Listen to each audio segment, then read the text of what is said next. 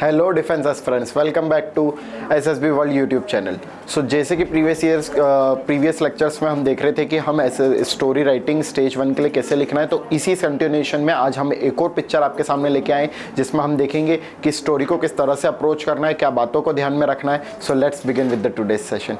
सो जैसे कि आपके सामने एक ये पिक्चर है, तो इस पिक्चर को देख के सीन हमें क्या दिख रहा है कि एक ऑफिस सीन भी हो सकता है जिसमें शायद एक लॉयर के पीछे बहुत सारी बुक्स रखी हुई, या एक ये लाइब्रेरी का सीन हो सकता है। ठीक है, अब लाइब्रेरी में कौन कौन जा सकता है? लाइब्रेरी में स्टूडेंट्स हो सकते हैं, टीचर्स हो सकते हैं। तो depending upon your theme and ideas at that point of time, you can choose this central character as your main hero. Depending upon you can choose as a student or as a teacher.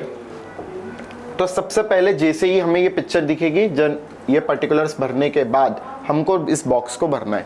5 minute का time start होगा। तो यहाँ पे हमें अगर for example central character ए की picture में show कर रखा है, इसकी ए, ये मुझे मेल, किसी को अगर ब्लड दिखे तो पर्सन, उसके बाद इसका मूड और age around 24, you can range it to 26 also. Okay, now what is going on in the picture should come here, action। तो अब जो सबसे पहले कैरेक्टर को देख के, पिक्चर को, स्टोरी को देखते से जब सबसे पहली जो थीम हमें आती है वही बस एक्शंस में लिखना है। ठीक है, सो इस पिक्चर में वेराइटीज ऑफ थीम बन सकती है। ठीक है, एक स्टूडेंट है, लाइब्रेरी में बुक्स निकाल रहा है, किसके लिए? एग्जाम प्रिपरेशन के लिए। So the story of the theme would be preparing for exam, preparing for exam, and for that this student is visiting the library.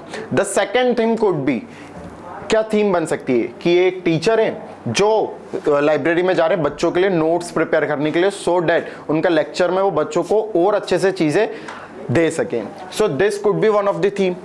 और क्या थीम बनाई जा सकती है कि यही एक टीचर है, जब उन्होंने लाइब्रेरी में जाके देखा कि बहुत सारी बुक्स तो अवेलेबल हैं, लेकिन आज डिजिटल के जमाने में काफ़ी सारी ई बुक्स भी हैं जो कि इस लाइब्रेरी में नहीं है। सो टीचर ने ये प्रॉब्लम को आइडेंटिफाई किया और उन्होंने ई बुक्स को लाने के लिए अपने एफर्ट्स लगाए, उसको पब्लिसाइज किया, स्टूडेंट्स का इन्वॉल्वमेंट किया और उस लाइब्रेरी को एक डिजिटल लाइब्रेरी बनाया जिसमें काफ़ी सारे ई बुक्स थी और काफ़ी सारे टीचर्स के थीसिस, जो पीएचडी थीसिस थे वो उसमें थे, जिसके कारण लाइब्रेरी में बच्चों को और अच्छे से बेनिफिट हुआ। ये एक और अच्छी थीम हो सकती है। सो किसी भी पिक्चर को जस्ट जब देख के सिर्फ एक जो फर्स्ट थॉट आ रहा है वो तो वेल एंड गुड है, उस पर स्टोरी बनाने की प्रैक्टिस करनी है, लेकिन उसके अलावा भी जितने भी थीम्स आपको बैठ के सोचना है, सो ये आपकी इमेजिनेशन पावर बढ़ाएगा। तो इसमें कभी भी कोई सी पिक्चर आने के बाद हमें बहुत देर तक सोचना नहीं पड़ेगा कि उस पर कौन किस तरीके की स्टोरी लिखना है और क्या करना है।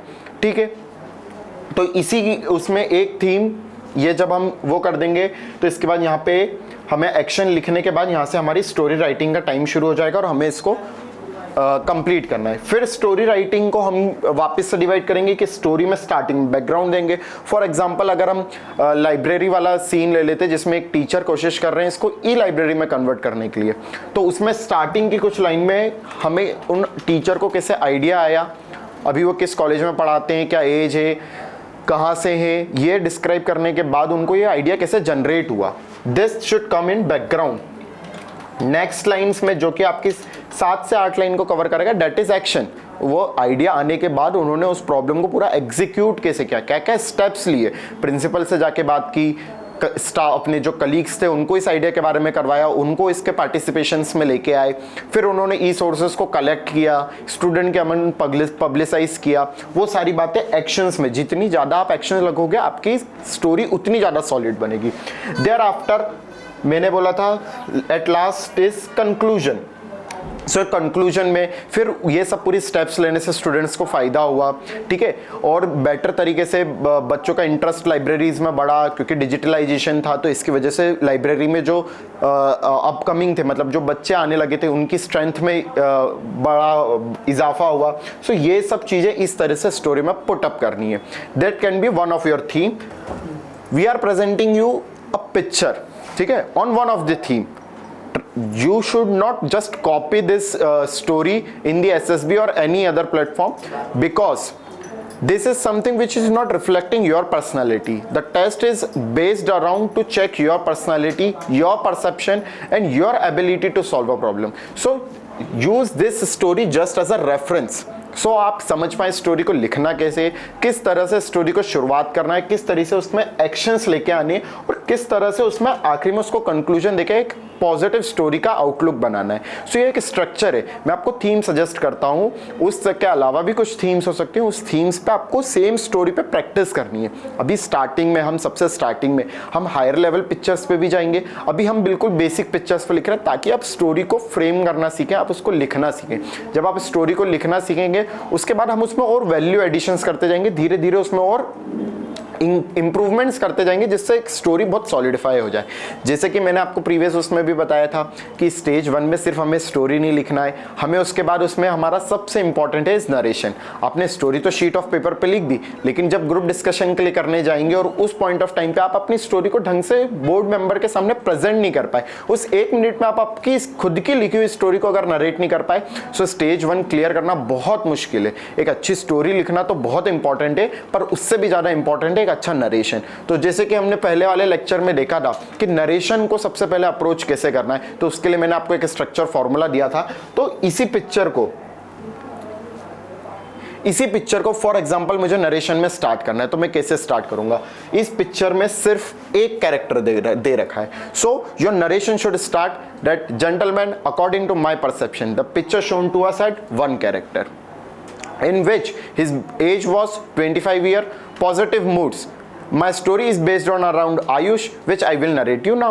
And thereafter, the important thing that Ayush was a science teacher in a college, and he decided to give valuable points to his students, and so on. All the action which you have mentioned in your story, which you have written. So all such things should come, and you should try to complete this whole narration in 1 minute in an effective manner. So जितना story लिखना important है, उतने से ज्यादा कहीं ज्यादा important है आपका नरेट करना, क्योंकि उस नरेशन को सुन के ही बोर्ड मेंबर को समझ में आएगा कि एक्चुअल आपने शीट ऑफ पेपर में लिखा कैसा है, और यही आपके एक्सप्रेशन को डिनोट करेगा. तो कोई सी भी स्टोरी जब आप प्रैक्टिस करते हैं तो उसी के साथ साथ क्या करना है कि उस स्टोरी का लिखने के बाद उसका नरेशन भी प्रैक्टिस करना है. और नरेशन स्टार्टिंग का जो तरीका है वो मैं आपके साथ शेयर कर चुका हूं. तो इस स्टोरी को एक बार और जो हमने बनाई है वो वापस से देखते हैं कि Ayush who was a young science teacher in a private college once took an aim to provide best knowledge about the subject to the student so that it increased their interest in the subject.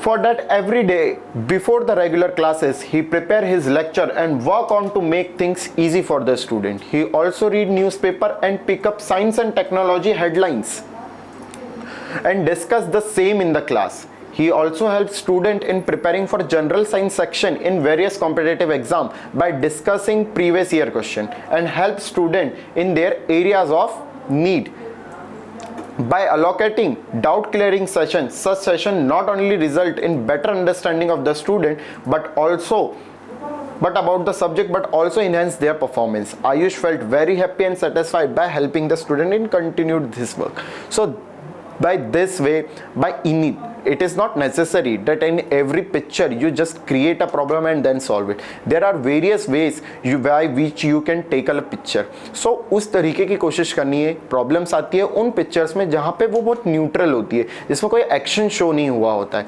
तो उन pictures को tackle करना और important होता है, क्योंकि उसी time पे आपको कोई थीम समझ में नहीं आती है और आप कोई सी नेगेटिव थीम की तरफ चले जाते हो. So try to practice as much picture as you can of neutral basis. वो न्यूट्रल पिक्चर होनी चाहिए. एक्शन ओरिएंटेड पिक्चर्स में एक्शन शो होती है, तो जिस पर आपको पता है कि इसी थीम के अराउंड लिखना है. अगर मान लो फॉर एग्जांपल एक्सीडेंट है, तो आपको मालूम है कि वहाँ पे एक्सीडेंट हुआ है और आपको उसमें एक्सीडेंट वाली थीम पे ही स्टोरी बनेगी. बट ऐसी पिक्चर जिसमें कोई एक्शन शो नहीं है, सिर्फ कैरेक्टर्स दिखाए गए, उस टाइम पे थीम इमेजिन करने में थोड़ी सी तकलीफ आती है. तो उस चीज़ों की प्रैक्टिस करनी है, और हर एटलीस्ट कोशिश करा कीजिए कि हर एक पिक्चर पे 2 से 3 थीम एटलीस्ट आप सोच सकें. जिससे कि आपकी इमेजिनेशन पावर बढ़ेगी। सो आई होप ये सेशन आपके लिए बहुत इंपॉर्टेंट रहा होगा।